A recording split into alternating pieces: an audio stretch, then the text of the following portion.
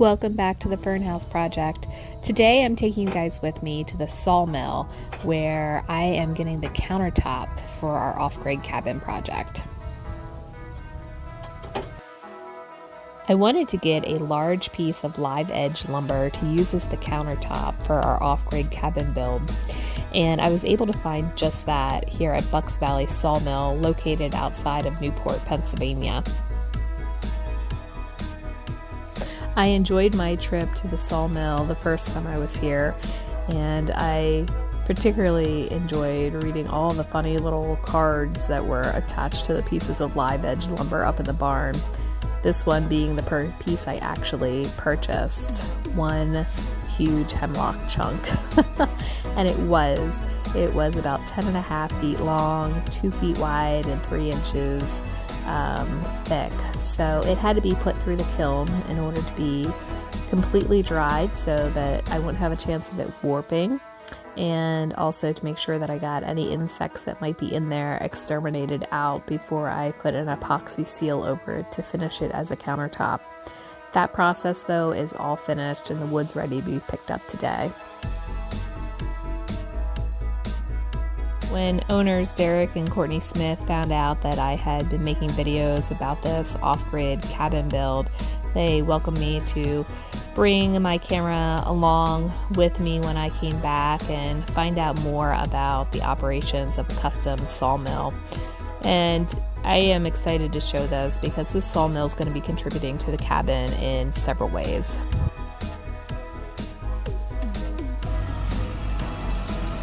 Now, Derek had a customer who had some oak trees that came down on his property, and he brought the logs in here and was hoping to have enough lumber to get 6 oak benches and a oak mantelpiece for his fireplace made.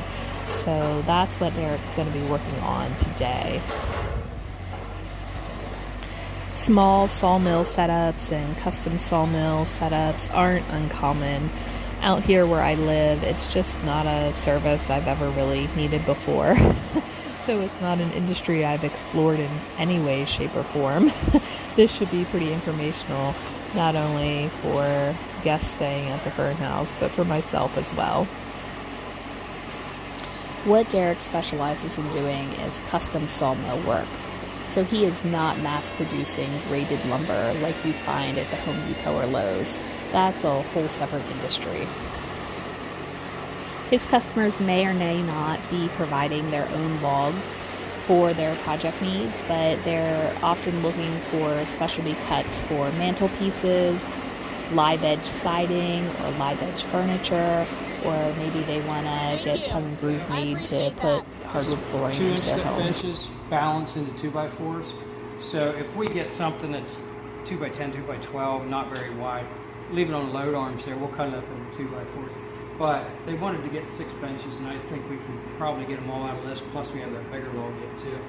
So the big slabs, once I get to cutting them, we're just going to slide them off with forks. Derek is usually a one-man band, but today he has a buddy here helping him because these logs are a bit large. So we're doing a fireplace mantle out of the big log and some benches out of the big log, this log, and then doing some 2x4s for them as well. Very cool. Do you ever get your lumber in just to sell, or you usually are getting stuff coming that people are bringing off their property? We buy a lot from loggers, yeah. So we buy log truckloads at a shot. But, you know, if somebody has some trees and they want them used, they bring them in, we'll cut them up. So actually, all the stuff in those tarps there, those were trees brought in from, one came from down in Montgomery County, the other one came from the Mechanicsburg area. Anyway. Montgomery County. Yeah. Wow. So the real tall stack is all ash hardwood flooring for Ashcomb's new mansion that they're building, their wedding venue. Oh. And then the other stack is really wide hickory hardwood flooring from a tree that came out of a guy's yard down south. And it's beautiful, really nice looking stuff. Wow. So yeah, if people bring us trees, we can turn them into whatever they want, more or less. But yeah, we buy a lot of trees from the loggers so that we can custom saw for what people want. Just like that stuff there, that hemlock there, that's going for a cabin down in Virginia. Apparently don't have much Hemlock in Virginia, because they've been buying for 2 years off of us. Really? Just for that one cabin. It's a 4-story cabin. It's, I don't know how many thousands of square feet. It's huge. Oh my gosh. But yep, we do both. Get logs in from people that bring them, and also buy them from the loggers. So. All right. All right, let's make some Sounds noise. good.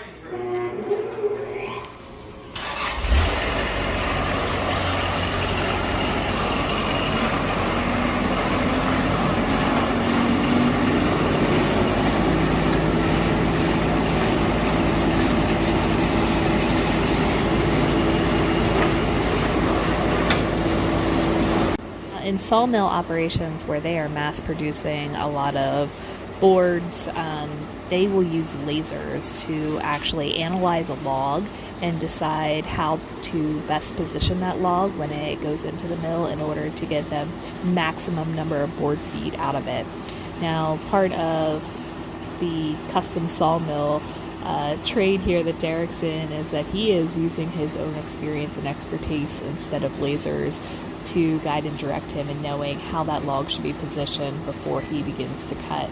And he is eyeing it up right now and using these hydraulic fingers on his sawmill to twist and turn this log back and forth and position it where he wants it, so that he can get the maximum number of board feet out of this when he is finished. He's hoping to get all 6 benches out. If he eyes it up right, he will be successful in doing so.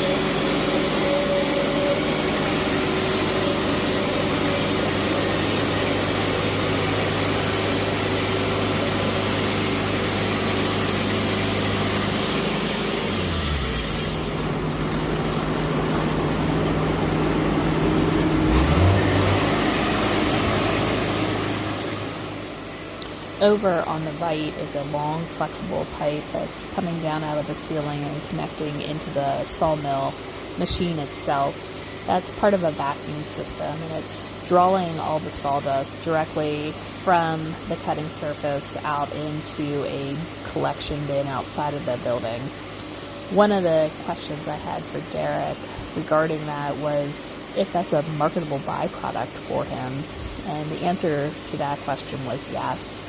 He is able to market the sawdust from milling to folks who have livestock and horses. They use it as animal bedding. He also keeps a certain amount of that sawdust going as a compost, and it is then sold to folks who are gardening, especially people who have blueberries and they like to amend the soil and keep it a bit on the acidic side. This sawdust is fantastic for meeting the needs of those blueberries.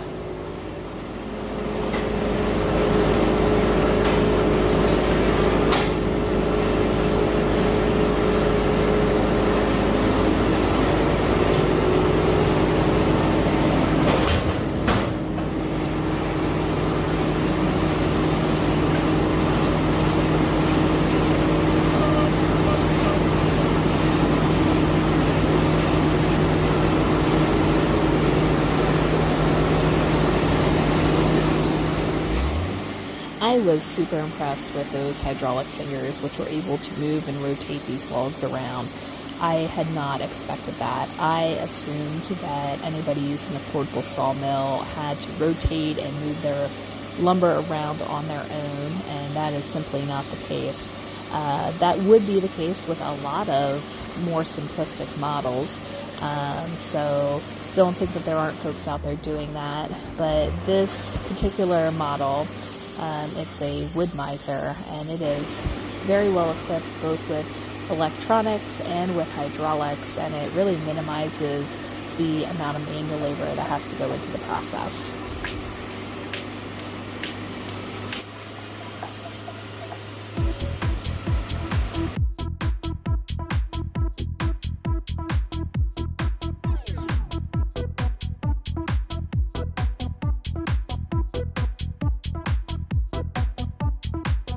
I did not think to ask how long this log was. I would say maybe it was 10 feet long at the very least. Maybe it was as long as 15 feet. I'm not sure, but I do know that they cut through, I believe, 8 times end to end, and this entire process only took just over 12 minutes to complete, which I thought was also pretty impressive. That was from the time the sawmill got turned on until the time it got shut off and those boards were ready to be unloaded. So that's a lot of work in a short amount of time, and man, it just kind of throws me back to thinking about some lumber museums I visited and those long flat saws, and thinking about 2 guys on that going at it by hand.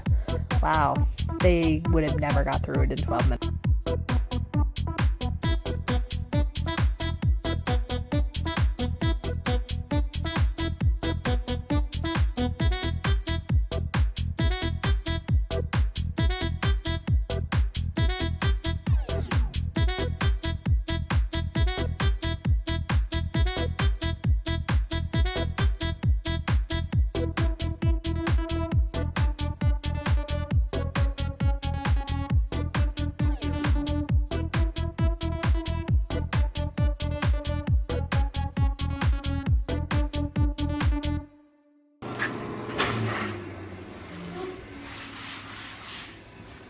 Now, when you guys are cutting boards, like these boards over here, do you kiln dry your initial cuts first, or do you wait till you have it all cut into what you want and then you... Does it shrink? Yeah, it shrinks. It shrinks. So, like that stuff, if we were going to try to make like wall boards or something out of it, if a customer wanted like 6-inch wide boards, we'd cut them about 7.5 inches wide. Then we kiln dry it. Then it comes out of the kiln, it goes back in the sawmill, and we call it straight line ripping. Sometimes whenever they dry, they not only shrink, but they can bend. And so same machine does that job? Yeah, so this machine, you stand the boards up, okay, and you recut the edges so they're nice and parallel. Okay. And then after that, they can go through the planer and get tongue. They were cut, air dried, kiln dried, straight line ripped, tongue and grooved, and they're all done and ready to be installed as a floor. And that's why they're wrapped in plastic to keep the moisture content nice and low where it needs to be for a good stable flooring. Well, that's really cool. Very cool. Yeah, I thought it was pretty cool too about 20 years ago. Is this what you've always done?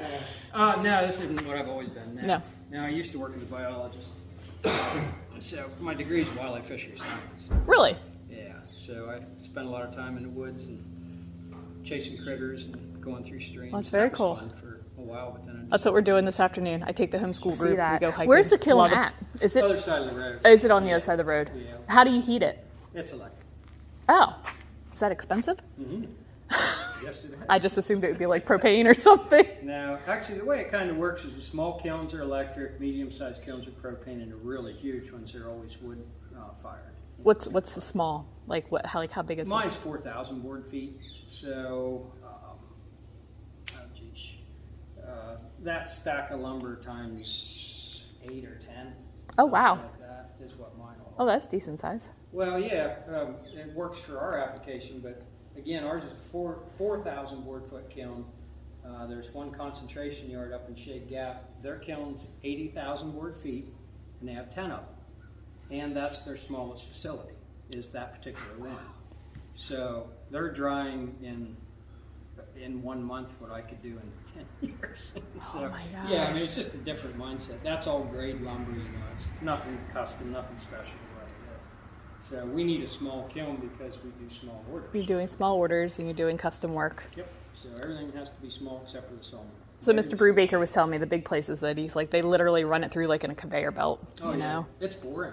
It really is. I've been It's in neat to watch like for about 15 Yeah. minutes. And then It'd be you're neat done. to go Just for a because it's like a tour. mousetrap game. You know? Like, Just everything flies through. it just goes through and you see lasers showing where that's going to cut. The resaw is going to cut the edge off and it's just bang, bang, bang. Just hammers it out. Man. Snaps it and- It's very Even little hands-on. the lumber that goes through the big grade mills, literally it's on these conveyors like 20 feet in the air, and they have these nylon loops like ratchet straps, and the lumber comes down, and based on the grade they gave it, it gets dropped into those loops. So you can look down through, and there's this conveyor belt just running board after board after board, and the boards just keep dropping into various loops down through there. Then big machines pick them up, then they get stacked and stickered, and it's production. It's not fun. It's production. And it's run by, Mass. what, half a dozen people at the mill.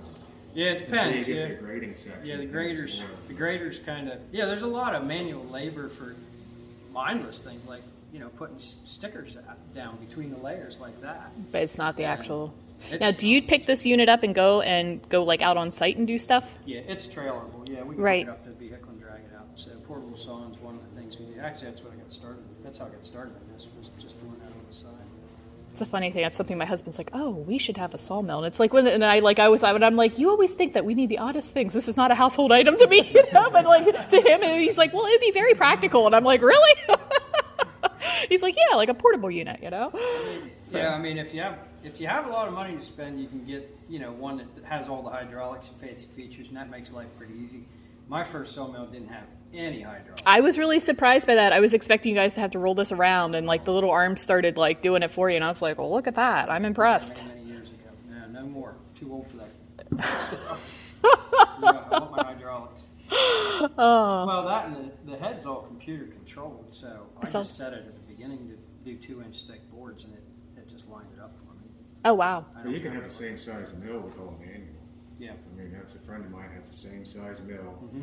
and everything he does is manual. He has to come out, look at his scale, measure his, where his blades at, the whole 9 Has yards. to walk behind it. It doesn't have a remote on the back of the computer. So he walks Right. with the head and walks around this tire every time he passes it. And Yep. yeah, I mean that's doable, and that's way cheaper like that. But if you're trying to do a lot, if you're trying to use it for a business, Well, you it's a need business. hydraulics. Absolutely, it's a Because you can't business. be moving. These things, I don't know, what's this thing weigh? Each of these slabs 150 pounds, maybe, Probably. something like that. Well, at the end of the day, you can't be moving that much by hand. But these band mills like this will recover approximately 30 to 35% more lumber out of every single log than a circle mill. So you're wasting a whole lot less because the width of the cut on those circle mills is really wide. They're like And you're eating that much out of it. quarter inch up to the worst I ever saw was 3/4 of an inch. Really? It was 3/4 of an inch cut went into sawdust, which is getting basically waste. that And you much? were losing so much, yes. So when you run a band mill, that's 1/8 of an inch band blade. That's all the thicker that is. That's even accounting for the teeth being bent. Like you have one tooth that's up, next one's straight. It's called a raker tooth. Next one's down. So even counting for those teeth being bent, it's only 1/8 of an inch thick. Whereas those circle mills, they might be quarter. Well, they're going to be more than a quarter. It'd be probably 1/2 inch, maybe sometimes 5/8 thickness. And if they're out of alignment and they wobble, they take out even more. So you have a lot these more waste things to your here- product. You're more efficient. Yes, we're not wasting. The Lord took a long time to grow some of these trees. We don't want to waste them. So Right, this absolutely. thing recovers a whole lot more material from each log. It wastes a whole lot less. They're just so much more efficient, better overall. We have Right. to pay for every single log that comes in. If I can get 25 boards out of one log, whereas the circle mill would have given me only 17, I want the 25. When you're getting loggers to bring your stuff in, is it pretty local? It's all over the map. Sometimes it? it's really close. We had a couple loads come in from 3 hours away already this year up in the Poconos. Oh, So okay. it just depends, yeah. Some of it's close and some of it we have to travel a ways to get. I think the next load coming in is from Jersey Shore, but there's also a load, I guess they're like 40 to 50 inch white pine logs, and they're over almost the New Jersey borders. Your wife said you were having a hard time getting white pine. Yeah, we have been this year, yeah. But hopefully that'll come through. We did get a load in last week. It was white pine and hemlock. But Yeah, we cut anything here. We cut hardwood, softwood, so. But we go through more hemlock than anything. White pine's another one that we go through a lot of. Oak's readily available around here. We can absolutely. get that anywhere, so. But yeah, we've been reaching out pretty far to get our hemlock lately just because we go through so much of it. Are you guys able to process the ash? Because I know like we've lost a lot of ash trees on our property. Are the boards still cutting up okay, or do the insects damage them? Now, the ash trees you're only going to have about 2 years before they're no good. A couple of reasons for that. One, ash trees have the least amount of moisture of any hardwood tree that we have in Pennsylvania. Okay. So standing live, like that red oak tree that we just cut, that red oak log, that standing will have 80, 90, maybe even over 100% moisture in it. So it can actually have more water in it than wood fiber, which is odd. And most trees are going to be right around that 70% mark as far as the moisture. Ash standing live and healthy is 50%. They're super dry to begin with. So whenever they die, they dry out even quicker. They're super brittle and they start to come apart. Plus it's considered a white wood. It's a very light colored wood. And once a tree dies, then bacteria gets in there and starts to stain It is very light wood. I cut one up for firewood actually. The beginning of this project I had one laying on a trail, but it had been laying there for a little while. Yeah. But yeah, and then because of the light coloredness of it, that bacterial infection will stain it and it just doesn't become. It just doesn't make nice lumber. No, I mean this That's is all ash hardwood flooring there, but those trees came from a big property that has caretakers, and they were treating the trees to keep them alive. So when it came time to take these trees down, they had been treated to keep the emerald ash borer from killing them. Okay. So they came here live. That's why that was usable. But now there was a guy just stopped. I didn't tell you that. I had a guy stop 2 days ago, had a load of logs. I couldn't even tell what half of them were, but some of them definitely were ash, and he wanted me to buy them. And I looked at these things, they look like they've been dead for years. He said, oh yeah, they've been laying in my yard for 2 or 3. Oh my gosh. And I said, no, they're no good anymore. The ash you don't have a whole lot of time to get anything out of those. Out of it. Unfortunately. Yeah. You see some neat coloring sometimes. Yep. Like the pinks, you saw the pinks already. Right. Because of the bacteria, but some people are into that and some aren't. Yeah, because we had. Right, because some of them that's going to be like a defect. Right. Yeah, we had a lady up on Middle Ridge, brought a bunch of really low-grade, small ash logs that were twisted, been dead for a long time. Knew they were going to be stained, started to cut them up, and she insisted she didn't care what they looked like. So I cut them up. I started to cut them up, and I called her. I said, you might want to come down and take a look at these things. Right. And she came down, and she goes, no, that's what I was expecting. I love it. You know, I like the That's color. cool. I said, okay, just as long as you know what you're getting. So, and she was happy with it. But yeah, I mean, Man, I appreciate Derek, and I appreciate this business that him and his wife have grown here in our area. What they are doing here is awesome, and I am super thankful that I got a chance to come into the workshop today and tag along and see how the process unfolds. I am hoping that if you've stayed in the Fern House, that you found this video and you have a chance to see where a lot of the live edge wood pieces in the cabin have come from. Check out the kitchen countertop, the shelves in the kitchen, the shelving and countertop in the bathroom. I'm hoping to have some furniture pieces included in there as well. And now that I've been over here and I've seen the process, I'm starting to think about some oak trees that we have down on our property. They're not too old though, and they could potentially be brought over here and sawed into tongue and groove and put on the floor of the Fern House. So I'm really excited about identifying that resource that I hadn't thought about being available to me. So thanks again, Derek. If you are in need of custom sawmill work, I would absolutely recommend you look him up. Again, it's Bucks Valley Sawmill in Newport, Pennsylvania. And thank you for tuning in and watching this. I really appreciate having folks that I can share this journey with. Make sure you subscribe so that you can keep up to date. There is going to be a lot more coming your way as we continue this off-grid build. Going with it. whatever pays the bills. So. That's awesome. But this was more fun than anything else I ever did. So.